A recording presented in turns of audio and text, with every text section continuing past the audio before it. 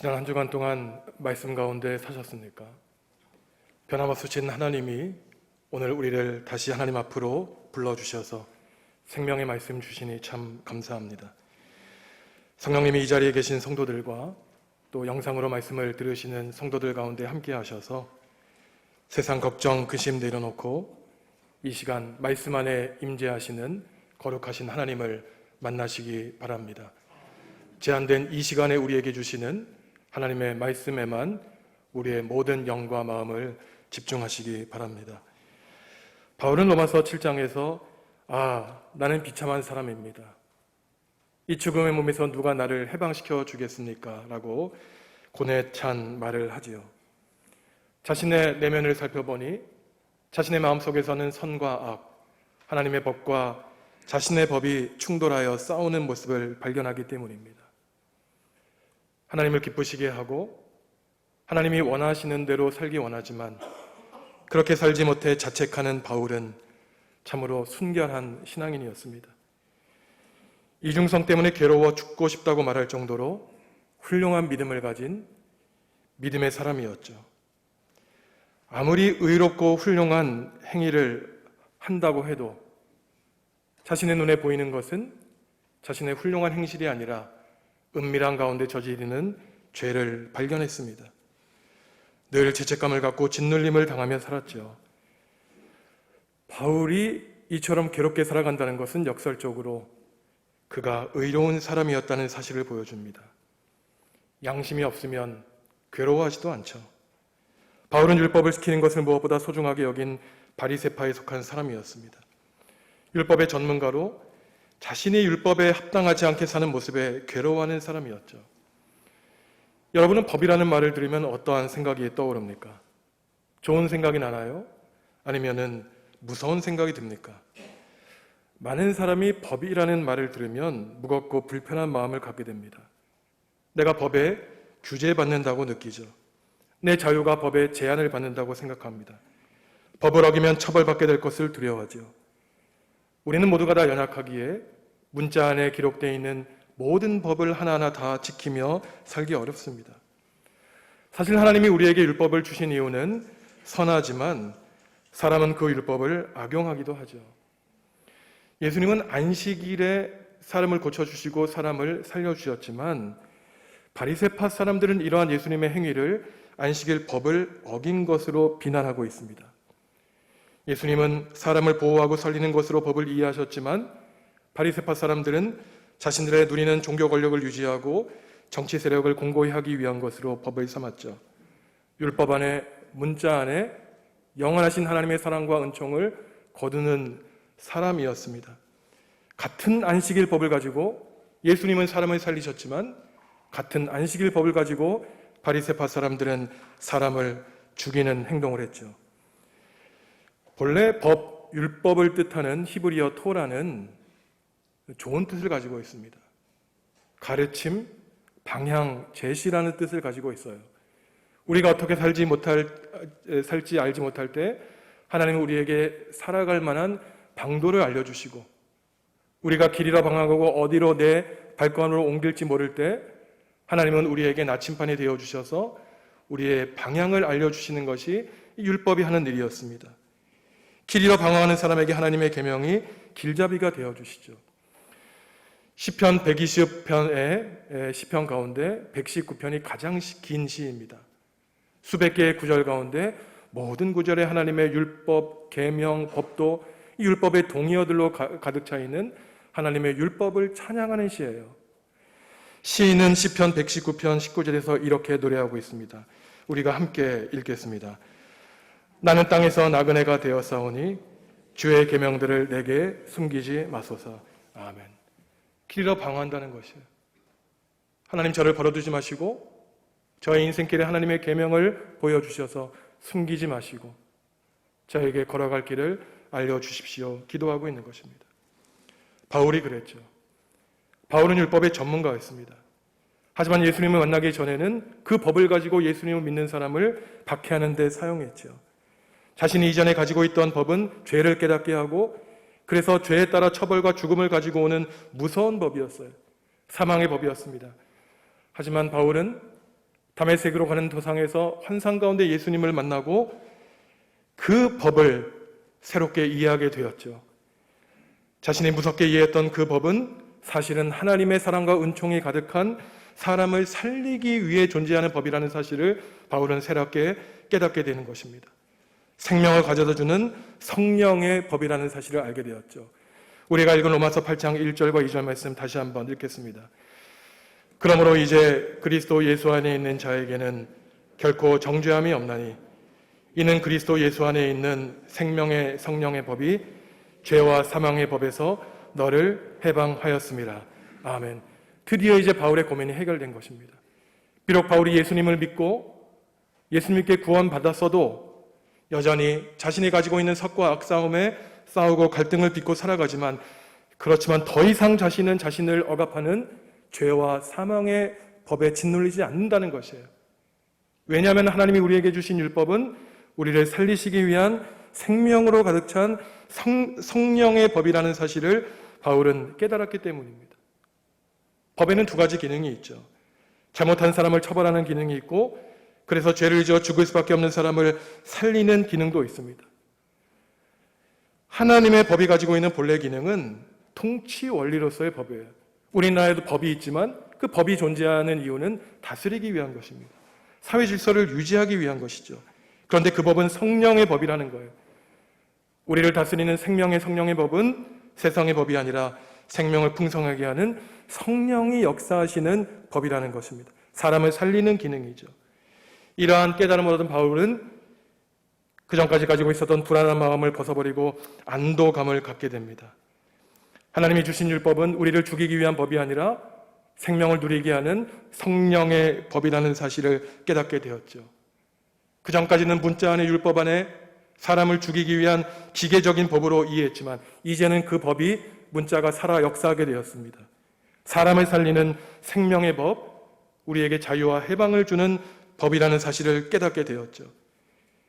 비록 내가 구원을 받았지만 여전히 선과 악 사이에 갈등하고 살아가지만 이제는 죄를 주인으로 모시는 것이 아니라 나를 죄에서 벗어나게 하시는 하나님을, 성령님을 주인으로 모시고 살겠다는 깨달음과 자유와 해방을 누리게 된 것이죠.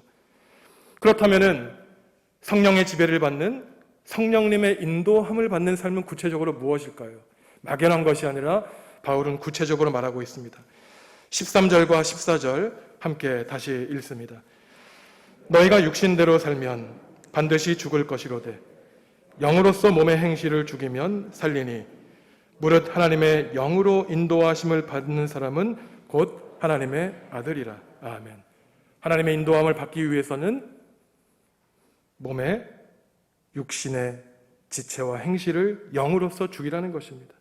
육신대로 살지 말라는 것이죠. 육신대로 살면 결국 그 종국에는 죽음이 있다는 것입니다.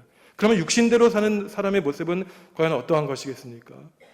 바울이 쓴 다른 서신서 골로새서에 기록되어 있죠. 골로새서 3장 5절과 6절 말씀 함께 읽습니다. 그러므로 땅에 있는 지체를 죽이라. 곧 음란과 부정과 사욕과 악한 정욕과 탐심이니 탐심은 우상 숭배니라. 이것들로 말미암아 하나님의 진노가 임하느니라. 아멘. 땅에 있는 지체를 죽이라는 것입니다. 왜냐하면 그 땅에 있는 지체는 우리에게 만족감을 줍니다. 기쁨을 줘요. 하지만 종국은 죽음에 이르게 한다는 것이죠. 이전보다 더 많은 것 갖도록 우리를 유혹하고 다른 사람보다 더 많은 것을 갖도록 우리를 꿰어서 비교하게 하고 우리를 불행하게 하고 하나님의 형상에 따라 지음받은 우리가 늘 좌절하게 살도록 하는 것이 땅에 있는 우리의 지체라는 것입니다. 육신의 생각은 하나님과 원수되게 하죠. 하나님이 나아가는 길과 반대 방향으로 우리를 가게 합니다. 결국 바울이 말했듯이 하나님의 진노를 일으키죠. 물론 바울이 이 몸이라는 말을 사용할 때 우리가 가지고 있는 몸과 육체를 상징적으로 말하는 것입니다. 우리의 몸도 육체도 하나님의 형상에 따라 지음받았죠. 하지만 몸은 우리가 특별히 우리에게 가르치지 않아도 몸이 원하는 것을 자연스럽게 합니다. 욕망을 갖게 하고 많은 것을 갖기를 원하게 하고 교육하지 않아도 몸은 스스로 알아서 해요. 그러니 하나님은 영으로서 우리를 죽게 하는 탐심을 절제하도록 가르치는 것입니다. 그것이야말로 성령을 따라 사는 삶이라는 것이죠. 육체적인 욕심의 마음을 쓰면 결국 죽음이 오고, 성령의 인도함을 따라 우리의 마음을 쓰면 하나님이 주시는 생명과 평화를 누리게 될 것이라고 바울 사도는 우리에게 말을 하고 있습니다. 성령 하나님의 인도를 받으라는 것이죠. 제가 학교를 사임한 지 1년이 다 돼갑니다. 주위의 교수님들과 목사님들과 학생들이 저에게 수없이 하는 질문이 있어요. 호기심을 갖고 하는 질문입니다. 가장 제가 많이 듣는 질문이 후회하지 않느냐는 것이에요. 참 이상하게 왜 목사가 목회를 하는 것을 후회하지 않느냐고 물어볼까? 아마 목회 일이 쉽지 않고 아마 사람들이 보기에도 그리 선호하지 않는 것 같기 때문인가 이 생각을 하게 됩니다. 또 저에게 질문합니다. 학교와 교회 가운데 어디가 더 좋습니까? 이제 1년이 지나갔는데 조금 적응하고 익숙해져 있습니까? 질문하시는 거예요. 지난 금요일 오후에도 대한성서공회에서 출판하는 학술지 편집회의가 온라인상에 있었습니다. 어느 교수님이 제 설교를 들으신다고 하면서 잘 지내고 있느냐고 물으시는 것이었어요. 이제 목회를 시작한 지 얼마 되지도 않았는데 학교를 떠난 것을 후회하지 않느냐는 그 질문이 저에게는 굉장히 가혹해요. 그러면서 제가 이 한 주간 동안 내내 생각을 했습니다. 또한 여러 성도님들을 만나면서 때로는 저와 다른 생각을 가진 성도님들을 만나게 되기도 하죠. 제가 가지고 있는 목사상, 사모상과 다른 생각을 갖고 있는 성도님들을 만나게 되기도 합니다. 그러면 학생들을 대하는 것과 다르구나. 앞으로 내가 펼쳐질 목회가 그리 쉽지만은 않겠구나 생각을 하게 돼요. 그리고 후회할 수도 있겠구나 솔직한 마음을 갖게 됩니다. 그런데 이번 주 내내 오늘 로마서 8장 말씀을 준비하면서 기도하면서 제 마음속에 그동안 생각하지 않았던 생각이 드는 거예요. 하나님의 감동인지 모르죠. 저에게 이러한 마음이 드는 겁니다. 네가 후회한다고? 하나님이 후회하실 것 걱정하라는 음성이 들리는 것이에요. 하나님이 이 교회에 너를 목회자로 세우신 것을 후회하지 않을까?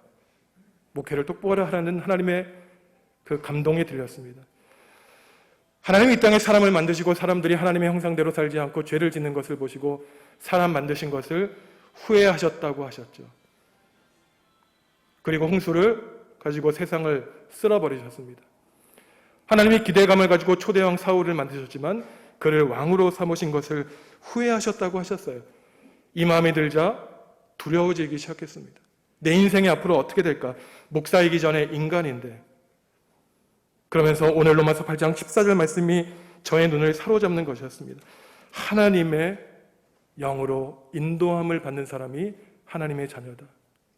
너는 목사이기 전에 하나님의 아들이야. 네가 목사로서 이러저러한 훌륭한 일을 하기 전에 너는 하나님께 사랑받고 하나님께 위로를 받아야 되는 아들이라는 사실을 얻게 되었습니다. 그래서 기도하게 되었어요. 하나님, 다른 것 놓고 기도하지 않게 해주십시오. 그저 제가 앞으로 1년, 5년, 10년, 앞으로 하나님이 얼마 동안 저에게 이 교회에서 목회를 허락하실지 모르지만 그래도 하나님이 허락하시는 그날까지 오직 하나님의 성령의 인도를 받게 해주십시오. 목사가 되기 이전에 하나님께 사랑받는 하나님의 아들 되게 해주십시오. 간절히 기도했습니다. 그리고 목회에 익숙해져 있는 사람들에게 저 스스로 대답했어요. 하나님, 제가 목회를 하는 날까지 익숙해지지 않겠습니다.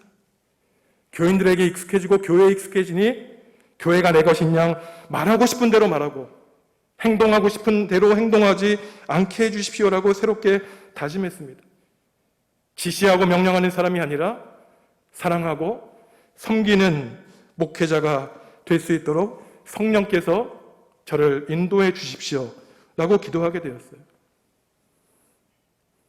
기도하면 기도할수록 용기를 갖게 되는 것이 아니라 자신이 없어졌고 저의 연약함을 발견하게 되었지만 그래서 하나님이 성령 하나님의 인도함을 받으라고 기도하라는 하나님의 세미한 음성을 듣게 되었습니다.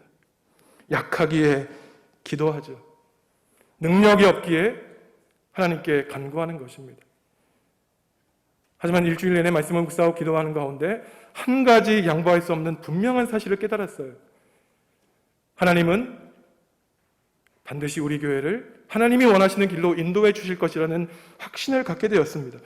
왜냐하면 이 교회는 하나님의 교회이기 때문에, 하나님이 주인이신 교회이기 때문에 하나님이 우리 교회를 선한 길로 인도해 주실 것입니다. 그리고 하나님이 성도 여러분들을 선한 길로 인도해 주실 것을 믿게 되었어요. 왜냐하면 성도 여러분들은 하나님의 소유물이기 때문입니다. 하나님의 영은 자신이 스스로를 의롭다고 생각하는 사람을 찾아오지 않습니다.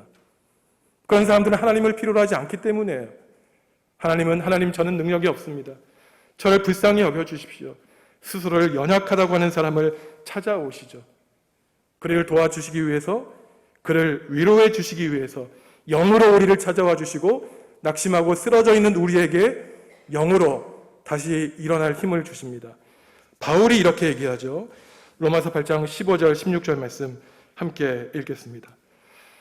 너희는 다시 무서워하는 종의 영을 받지 아니하고 양자의 영을 받았으므로 우리가 아빠 아버지라고 부르짖느니라.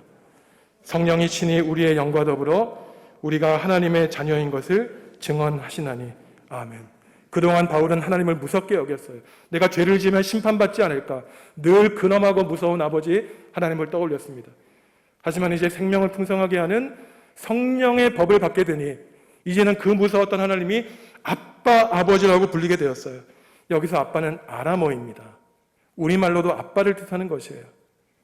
이제 우리가 우리의 하나님을 아빠라고 여기고, 마치 어린아이가 타가소에 갔다가 하루 종일 아빠 엄마를 기다렸다가 퇴근하고 찾아오는 아빠 엄마에게 달려가서 그 품에 안기는 어린아이처럼 하나님에 대해서 그 어느 때보다 가깝게 친근하게 느끼게 되었던 것입니다.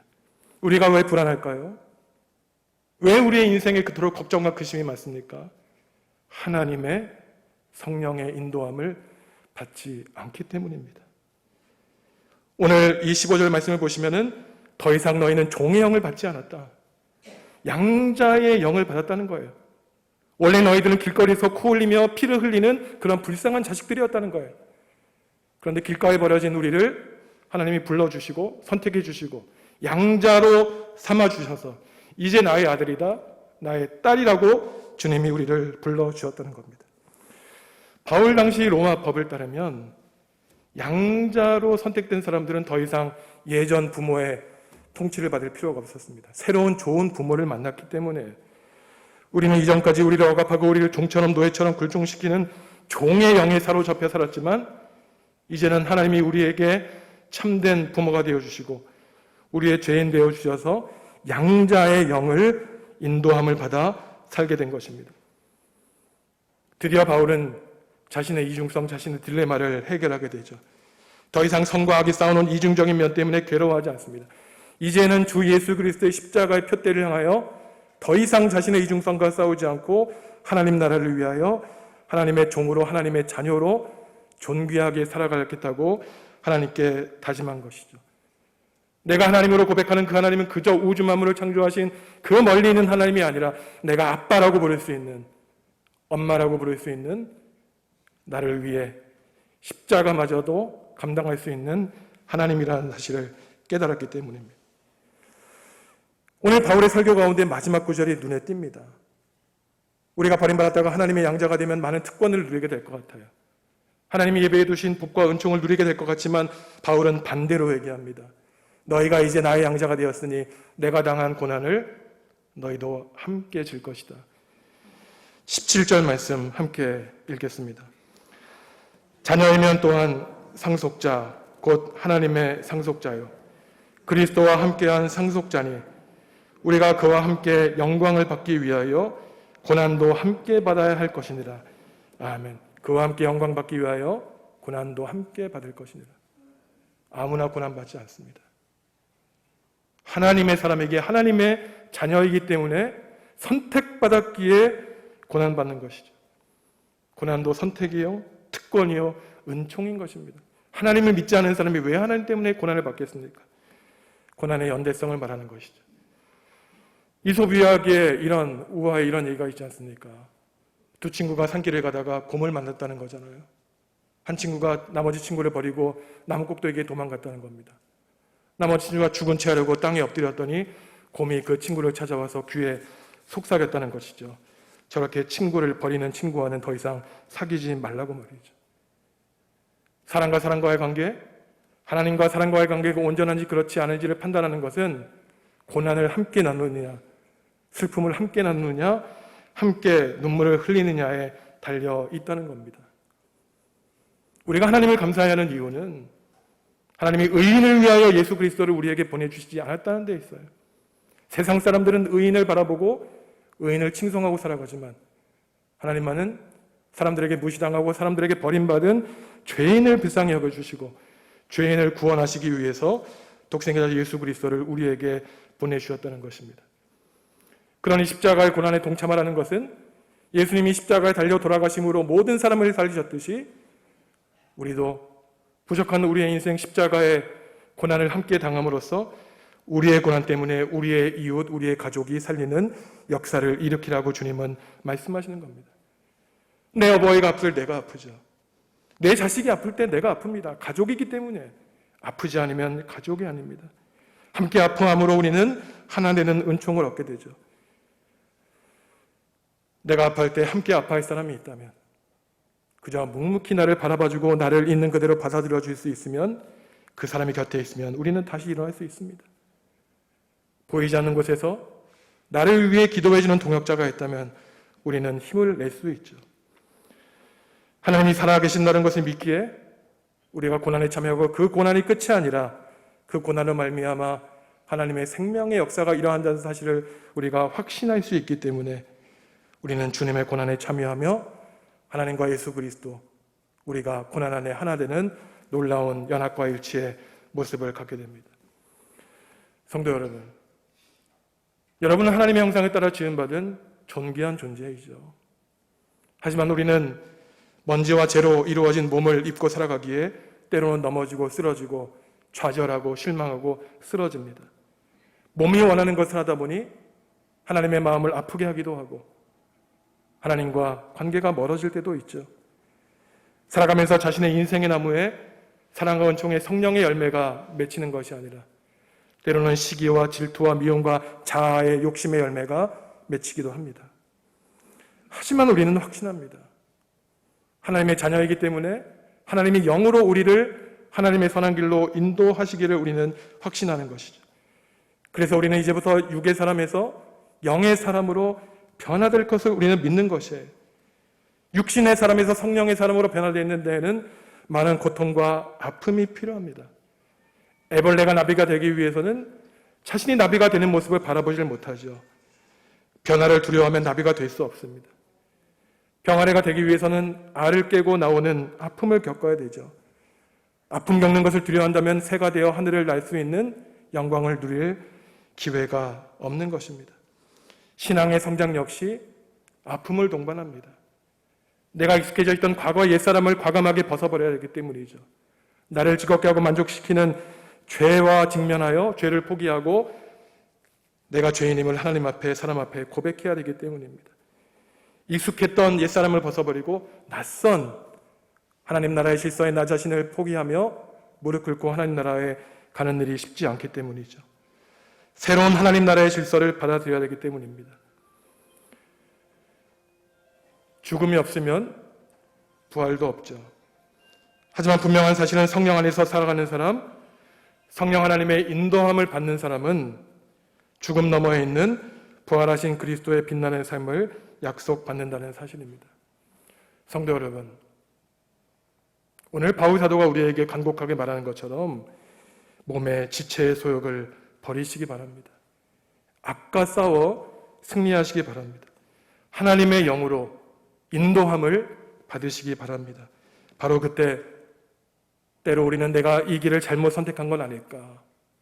내가 후회하는 일을 하진 않았을까?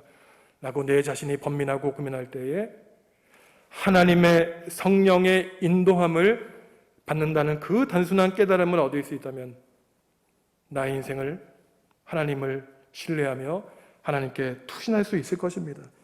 사랑과 은총에 충만하신 하나님이 성도 여러분들의 몸과 마음을 평강으로 다스려 주시기를 간절히 기도합니다. 기도하겠습니다.